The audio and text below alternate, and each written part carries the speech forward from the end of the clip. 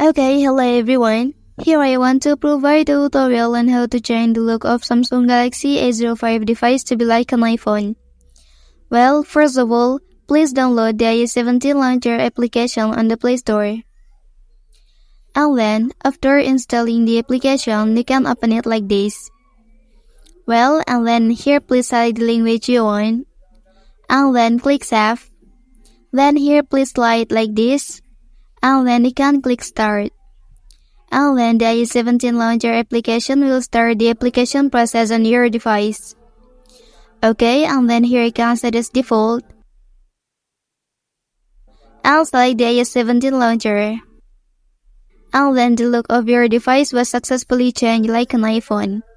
Well, that's the tutorial on how to change the look of Samsung Galaxy A05 device to be like an iPhone.